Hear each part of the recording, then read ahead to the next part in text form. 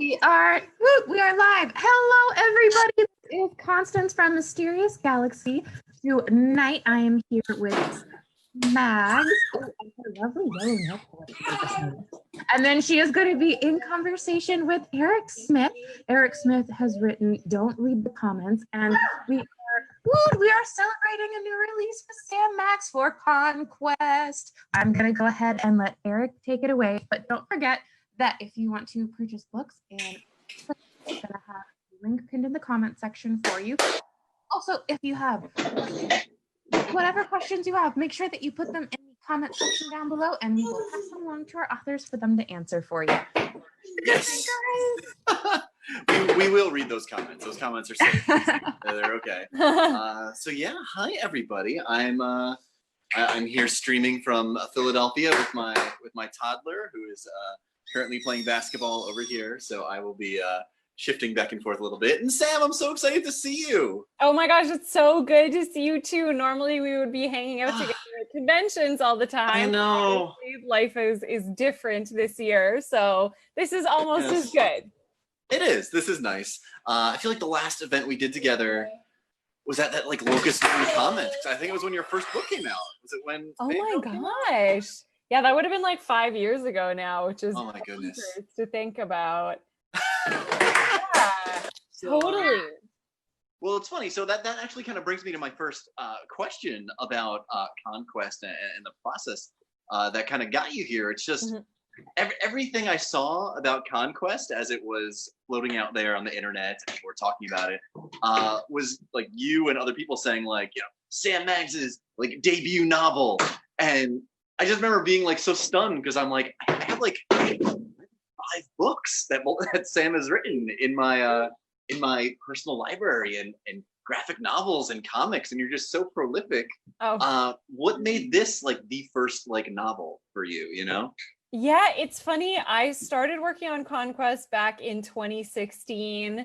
The folks at Imprint approached me about it. They had like the initial idea. They thought I would be the right fit for writing it. And then just because of like, we switched editors, there was like a delay there. And so it ended up coming out, like we had been working on it for years and years and years.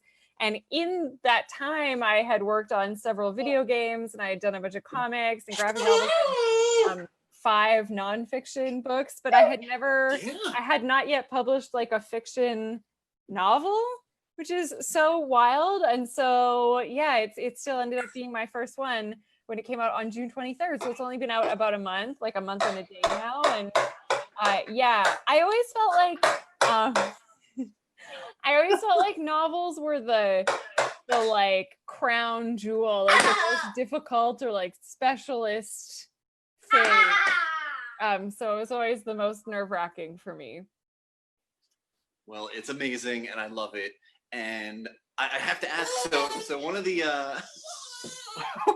one of my favorite things about Conquest is as you're reading it, you're getting all these wonderful little like they're references to different things in fandom, right? But you're not actually saying what the thing is. And like I know Conquest is like a middle grade book for like younger kids, but I felt like you like pulled like a Pixar on readers, right? Because like as I was reading it, I'm like, oh, that's a joke for me. Like was that intentional? Because I thought it was so brilliant. It totally was. Thank you for saying that. Yeah, that's a really great compliment.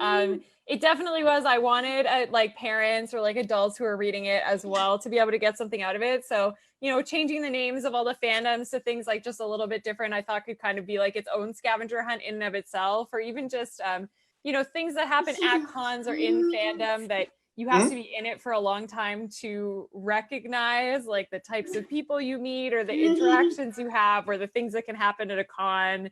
Those are little like secret winks to folks like you who I know are very familiar with like that world, you know? Oh yeah, absolutely. Like I loved, I laughed so hard when you mentioned, it's funny because I keep wanting to say Bucky O'Hare, but I know that's not what it was. It's Ducky McFowl. Ducky McFowl, yeah. Yeah, and I was like, is she talking about like Bucky O'Hare? Like I feel like I'm like the only person who remembers that. Yeah. And like reading Conquest, it like it like legit felt like I was like hanging out with like one of my Comic-Con friends that I hadn't seen in a while. Oh, I'm so glad. Yeah, it was just so wonderful, and I can't wait until the little one running around here is old enough to share this story with. I know he's going to love it. Thank you. I'm hoping that like kids or even adults who have never been to a con before to read the book and kind of see that like it's such a welcoming place, it's such a fun place, there's so much opportunity there, and maybe want to go check out a con themselves, you know? Yeah, no, absolutely. And you know, it's funny, like I'm sitting here chasing around my adorable toddler while we're on this call. But like one of the things that was just like so powerful for me as a reader was when I was reading oh dear, it's Alex, right? Or the boy? Yeah. And like Alex is, you know, presented as like autistic, right? He has like a hard time dealing with like close up people and having folks in his space, and my son is autistic, and like when I read this book, I was like, oh my God, this is a book I'll be able to share with him. You know, I might have cried a little bit. So like what kind of research went into making that as like sensitive and wonderful as it was? Oh yeah, that was it was really important to us to represent Alex, who is on the spectrum, like as authentically and responsibly as possible, of course. So we had a couple of consultants on the book, a psychologist as well as a person with autism spectrum disorder, just to the way Alex's thoughts were functioning felt authentic to that experience. Yeah. And I drew on my own experience with a friend of mine named Tim, who is very active in the Toronto fan and nerd community. We met many years ago, maybe a decade ago at Toronto Fan Expo. And Tim is a big fan of all things sci-fi. He loves EVE Online, all kinds of sci-fi TV. But he has autism spectrum disorder. He's on the spectrum and is super aware of it, and is really great at setting boundaries with folks or telling people about his disorder and like what it means in a convention situation, what it means if you're talking to him at a party, like, and is just such a valuable part of that community. And I was happy to be able to represent like the friends that I have, you know, or even like folks like Langston. Like I feel like it's important. We know people like that in our community. They're a valuable part of our community. They're awesome fans. And yeah, I really wanted to make sure that was represented authentically in the book. So I'm happy to hear you say that, because. Oh no, I thought it was wonderful. And like, I loved how his sister was like, you know, trying her best to be like a good ally for him. You know, like she was always like checking on his space and making sure he's comfortable. And like, even when she was like getting frustrated because she wanted to win, you know, so badly, I felt like there was still like the family coming first, you know, in the story. And it was so good. And that's like, that was one of another one of the great things I loved about this book was that like, you know, it was a family story. You know, it could have been at Ren Fair. You know, it could have been it could have been at the zoo running around. But there was just this like really powerful, wonderful family dynamic with all the characters. It was just so well done. Oh, thank you. I'm an only child, so writing about twins with an older sister, this is something that I don't have any personal experience with. So I was stepping outside of my own knowledge base there to do that, but I'm happy to hear that. And it was really important to me because in families, like people have all kinds of different interests, you know, their older sister is more into sports. She's embarrassed by like what her parents are into, which is totally a way that some kids go. Whereas the twins are like super into what their parents are into. How I have always been. My parents are big nerds. Like that was the direction I went. But I know I easily could have gone the other direction as well. So it's fun being able to represent like both sides of that possibility. And then kind of also being like, well, what does it mean to be a fan of something? You know, their older sister Fee is really into soccer. But like sports, people who are into sports are fans. Like and at a Comic-Con, there really is something for everyone, no matter what you're into. And I wanted to have that perspective of like almost an outsider or someone who was like a non-believer who needed to be convinced a little bit to show, be able to talk about all the good things that come from fandom, I guess. Yeah, and you know, one of the things I really loved about the sister is that like, even though she's like chasing after them and trying to like maybe squash this thing, like I never really felt like she was like a villain in the story, you know, like she just didn't quite understand the world and then got to understand the world. And I like that a lot. Like, there was, the security guard that was chasing them around, but like, yeah, she is not the villain. Didn't feel like a bad guy, yeah. Yeah, and I didn't, when we first started talking about it, we were like, oh, she'll be the antagonist. But for me, I always really, and I think this is why, like, they wanted someone who was really steeped in this nerd culture to like be on this book, is because like, your family is not like someone who's just concerned about you or is trying to babysit you or whatever. Like, that's not the bad guy. The real bad guy here are nerd gatekeepers, like the rude older like dudes who are trying to keep young people or new fans or marginalized people like out of fandom. Like, that's the real bad guy. And I have experienced people like the villain in this book in my personal life. Sure, many people who have existed on the internet have gone to a comic book store, a video game store, or whatever, played a video game online or whatever. I've experienced people like this. So yeah, that's the real villain. Absolutely. Yes. And it's funny, you're talking about having experienced villains like this. Like, how much of you is in Conquest? Because like, so much. Like I just said, how I felt like I was hanging out with my friend. Like, yeah, how much of you is in this book? So much. I mean, I use my own cultural background for the book. So the twins, their mom speaks Slovak to them. My mom's Slovak. Their dad's Italian. My dad's Italian. I grew up, like, my mom's first language was Slovak. Like, she's an immigrant. So I really wanted to like represent. I'm white, but we still have that immigrant experience. So it's different from folks of color, but there's still that sort of like experience that I wanted to bring through. Because, I remember growing up with like a lot of weird cultural things in my house that I was made fun of at school for, like food or the way I pronounced words or said things and stuff. So I think that's like a universal like experience that a lot of people who have immigrant parents can probably relate to. So I put a lot of myself in that and in that part of their family. And I've been to so many cons over the last 5 years that I've lost count, all over America and Canada and Europe and the UK. Like, I've been very fortunate.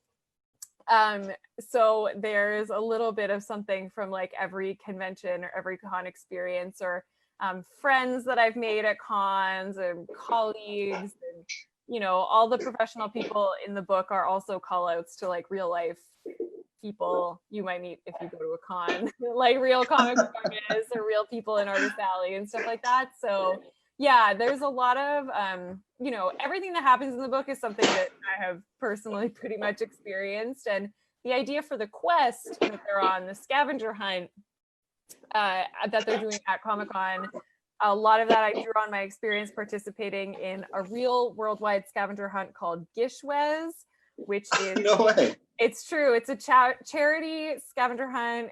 They don't do it so much anymore, but it was run by the stars of Supernatural.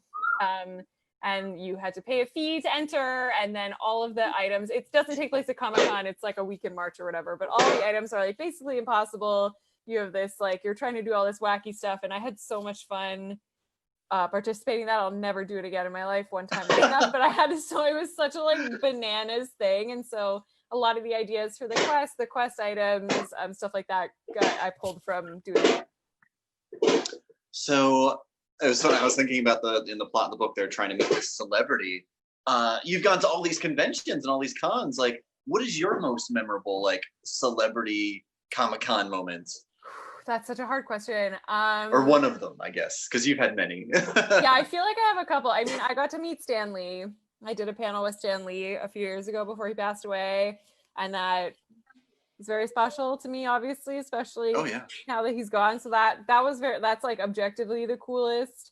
But like for me personally, I've done a couple of Stargate panels. I'm like a huge Stargate fan, but I feel like if I said the names of the people, like no one would know or care. But it's okay. You're in the right video call. Yeah, thank you. Yeah, big Stargate fans. So when it comes to Ducky McFowle, if you could have like your dream cast for that made up like property, what would it be? Oh my gosh, this is a tough question. So it's like an animated series adapted from a comic book. So it would be all voice actors. Mm-hmm. So I would have to say like Chris Judge, who was in Stargate, but also played Kratos in God of War. He should be Ducky for sure. And then we should have Jennifer Hale, who was Commander Shepard in Mass Effect. She should be like the female lead.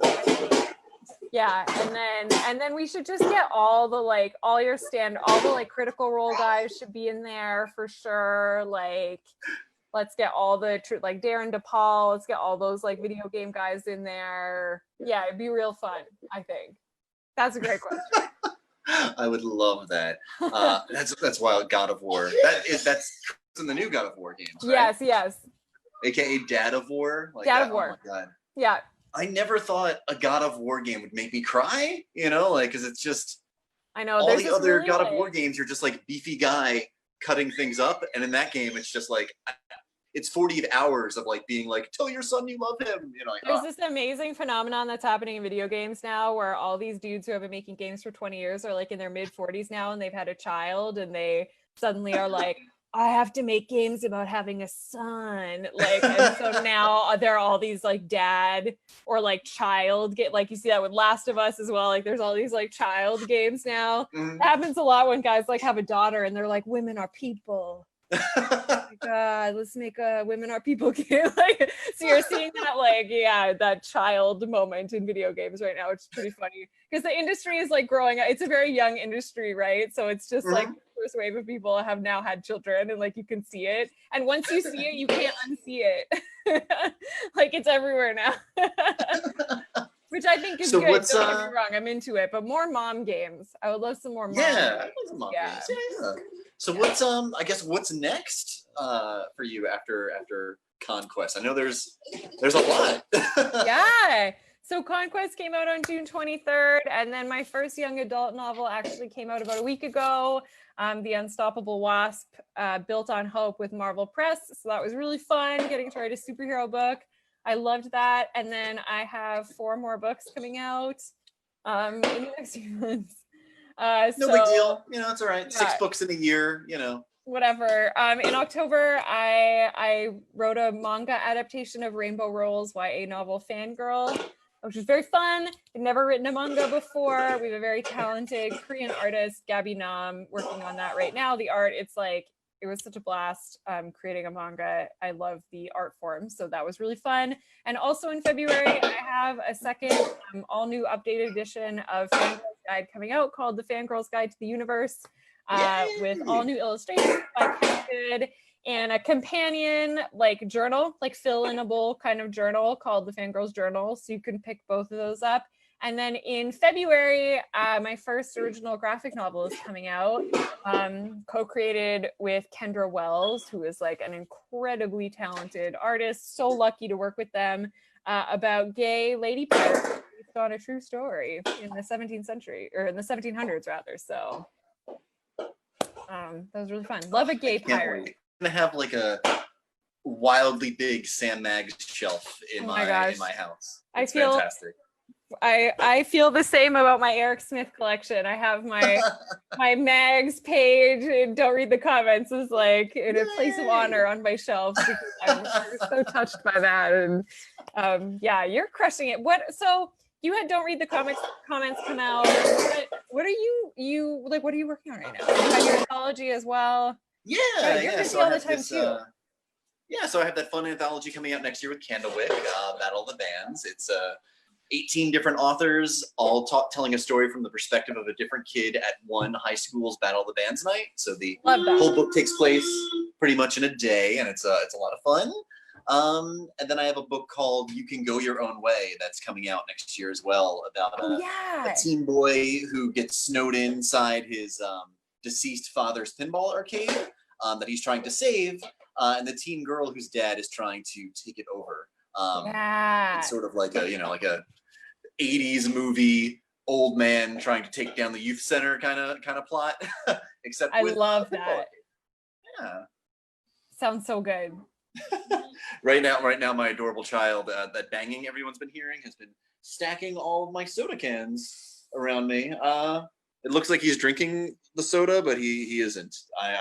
I'm a good dad. He's not drinking. He's made a protective wall around you. Yes. So why don't we answer some of the I was gonna say we have a couple audience questions, which is awesome. What's your most memorable convention experience? Maybe you have one as well. Mine, oh my gosh, this is such a hard question. There are so many cool things that happen at cons every year that it's like very hard for me to pick. It feels like when people are like, what's your favorite movie? And then I just like freeze up. And you'd think writing this book, I would have like a set answer for this by now, because everybody has asked me this in the questions, but every time I panic because it's like what are movies? Oh my God, I know. I think for me, almost every single time I have, prior to COVID, but almost every single time I have released a book, the first time seeing that book has been at a convention where my publisher has a booth and I get to go there. So the very first time I got to see Fangirl's Guide was at San Diego Comic-Con. And I remember I walked up to the booth and they had the hardcover, and I looked at it and I cried. And the exact same thing happened with Wonder Woman and with Girl Squads. Like my first 3 books, my first time seeing it was like on the floor at the convention. And I just remember openly just like crying on the convention floor and like not feeling bad about it at all. But that's I know that is not like a fun story about a celebrity or anything, but it's my truth. Yeah. So it was pretty cool. Yeah. Do you have one? Mine's a crying one too. So I got to do a panel with Cory Doctorow, who's like one of my he's like one of my heroes. Like I love his books. And as we're walking to the panel, we go by the tour booth, and John Scalzi is signing copies of Red Shirts. And he's like, "Oh, Eric, have you ever met John Scalzi?" And I'm like, "No." He's like, "Oh, this is John Scalzi," and he like introduces me. And I just start crying. Oh my God. And it was like so embarrassing. And he signed my book. It was all very nice. And then we like walked to our panel, and I was just so wildly embarrassed. But our panel went great, and it was wonderful. Good. And as we're walking down the stairs from our panel, Bill Nye and Randall of XKCD are walking onto the stage for their panel. And I was just kind of like, "Oh, cool." And Cory Doctorow was like, "How did you not flip out over Bill Nye and XKCD, but you cried over John Scalzi?" I'm like, "I'm sorry." It's like, I'm a big nerd. I freak out way more over like big authors. Yes. That's a good story. I'm trying to think of my best like celebrity story. It was probably when Thor Ragnarok was coming out. Marvel did a signing with like Taika Waititi and Chris Hemsworth and Mark Ruffalo. Oh wow.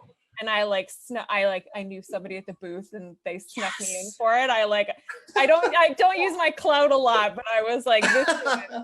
I want it. And it was when Taika was wearing that like iconic pineapple onesie.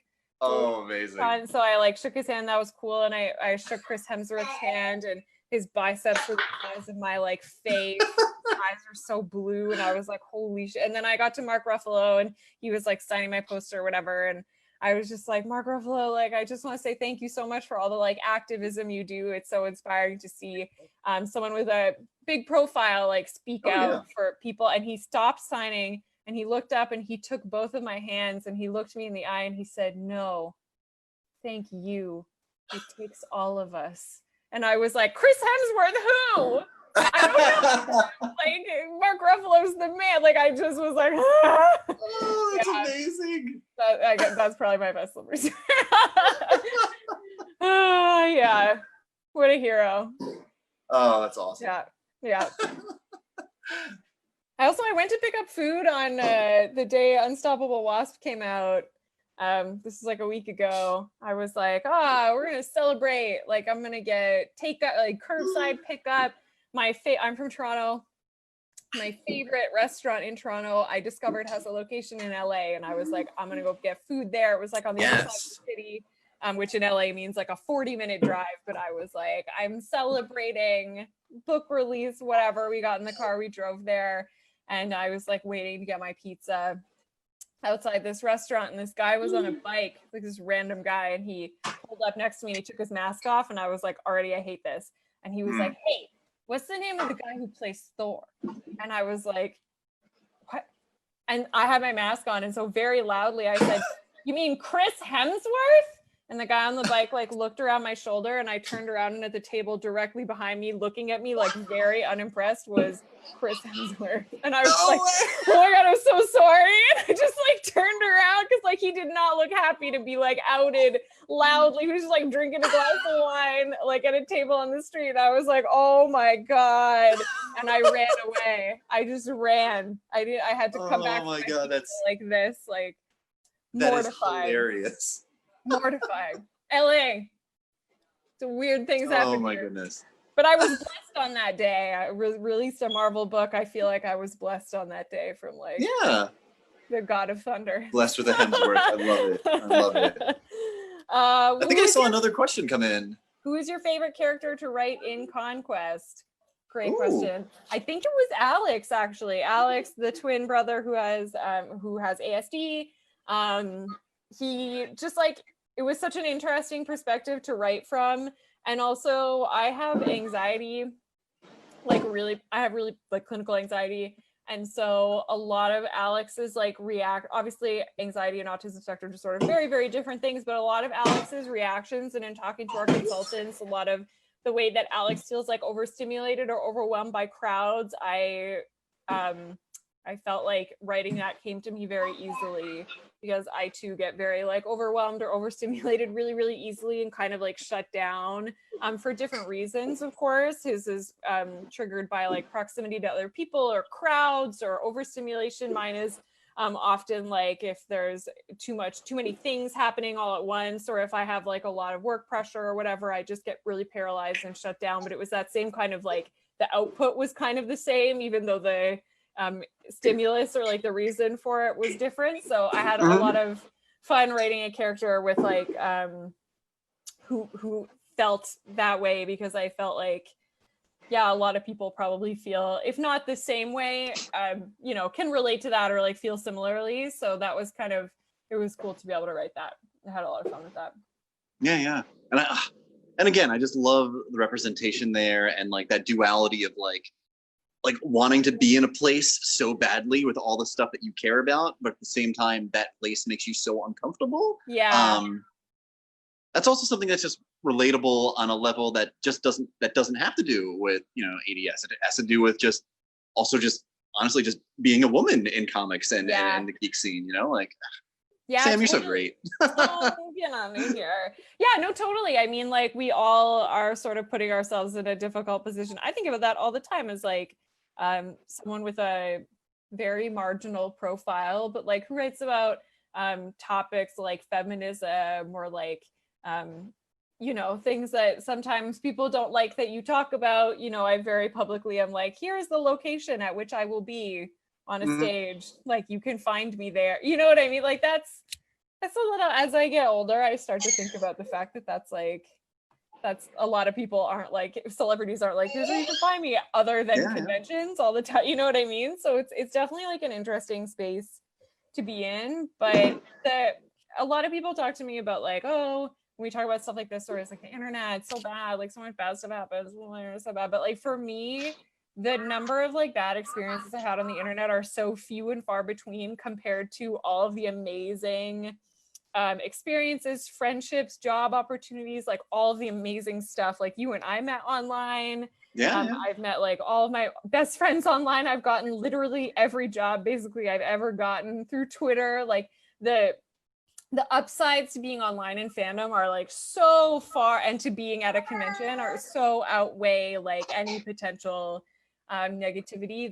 That's I wish we talked about that more than the other stuff. Yeah.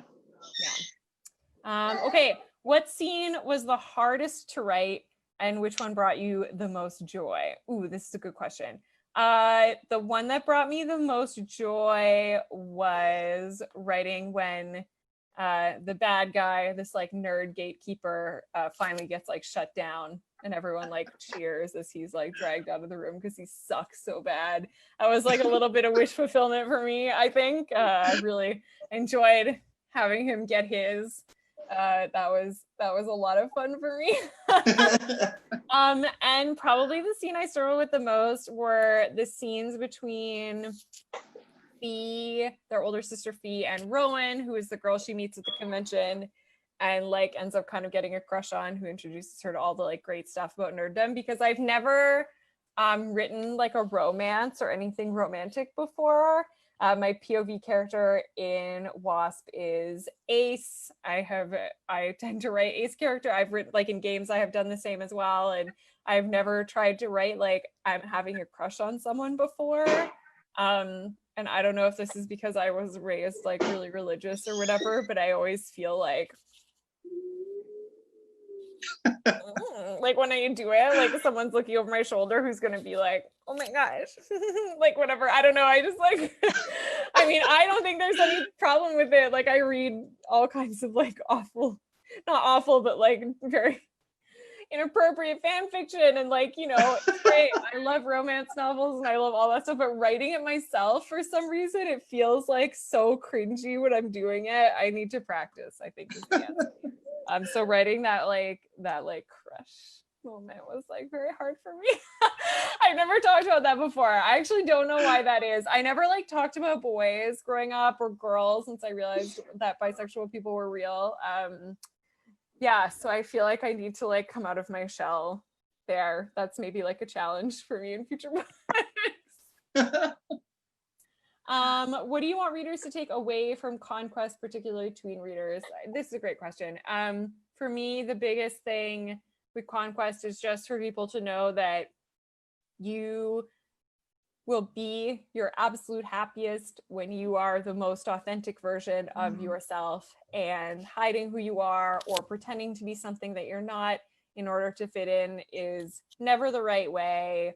You know, although you may have to, depending on your circumstance, like I understand there are all kinds of circumstances out there, but I just want kids to know that even if the people around you right now don't understand, there are 6 billion people in the world, and there is a community of people out there right now who are into all the same things that you are, who love all the same things that you do, and who will love you for exactly who you are without you having to change who you are.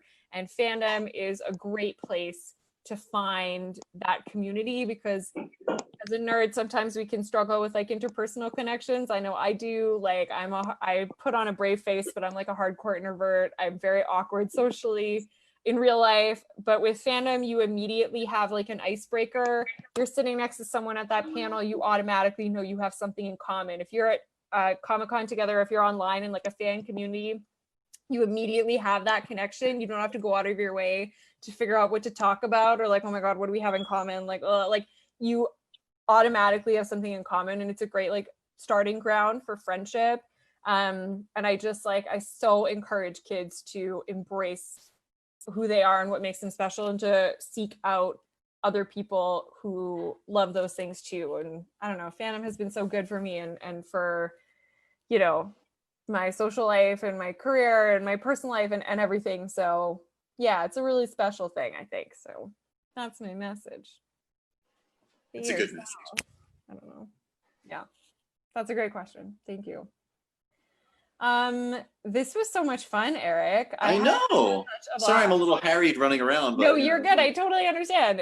We had some great audience questions. We had a great chat. I hope that everyone goes to pick up a copy of Conquest at Mysterious Galaxy. They have signed copies. Support, you know, local. Of course, we can't be in San Diego this year, but this is the second best thing. So support your San Diego comic book shop. And Eric, thank you so much for being here. Don't read the comments, please. It's amazing. And I have a cameo in it, so. It's true. No big deal. Well, thank you so much to Sam and Eric for tonight, and for all of our readers who attended. We are going to go ahead and sign off and wish you all a good night. Thank you, everybody. Thanks, Constance. Good one. Bye.